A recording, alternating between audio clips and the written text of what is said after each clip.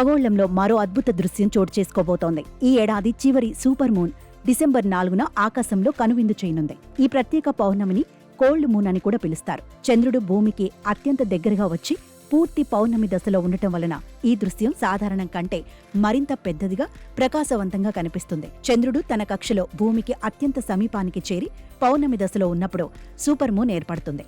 NASA పరిశోధనల ప్రకారం super moon అనేది అధికారిక ఖగోళ శాస్త్ర పదం కానప్పటికీ పౌర్ణమి రోజున చంద్రుడు భూమికి కనీసం 90% దూరంలో ఉన్నప్పుడు ఈ పదాన్ని ఉపయోగిస్తారు.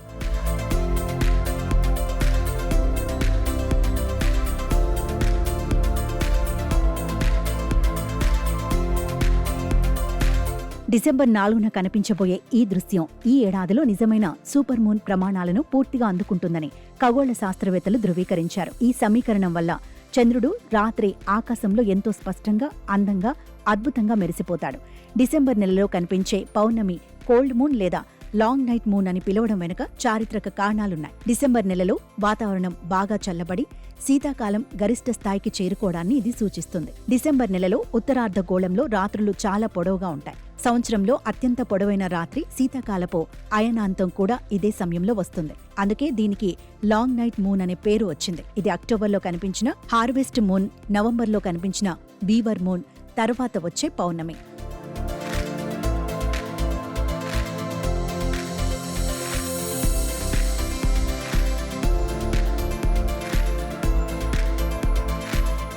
జ్యోతిష్యం, ఆధ్యాత్మిక విశ్వాసాల ప్రకారం కోల్డ్ మూన్ వ్యక్తిగత అభివృద్ధి, ముగింపులు, కొత్త ప్రారంభాలకు సంకేతంగా భావిస్తారు. చలికాలపు చీకటి రాత్రులలో కాంతిని ఇస్తూ జీవితంలో కొత్త లక్ష్యాలను నిర్దేశించుకోవడానికి ఇది సరైన సమయంగా భావిస్తారు.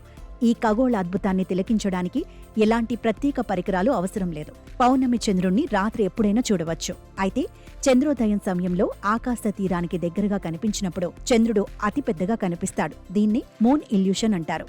చందమామను తనివి తీరా ఆస్వాదించాలనుకునేవారు విద్యుత్ దీపాలకు దూరంగా కాలుష్యం లేని మంచి ఓపెన్ ప్లేస్ను ఎంచుకోవడం ఉత్తమం. మీ వద్ద బైనాక్యులర్ లేదా టెలిస్కోప్ ఉంటే చంద్రుని ఉపరితలంపై ఉన్న క్రేటర్లను మరింత స్పష్టంగా దగ్గరగా చూసేందుకు ఆస్కారం ఉంటుంది. డిసెంబర్ 4న రాత్రి ఆకాశంలో జరిగే ఈ అద్భుతమైన ఈవెంట్ ఈ ఏడాదిలో చివరిది కావడంతో ఖగోళ శాస్త్రవేత్తలు, ప్రజలు దీనిని వీక్షించటానికి ఆసక్తిగా ఎదురుచూస్తున్నారు.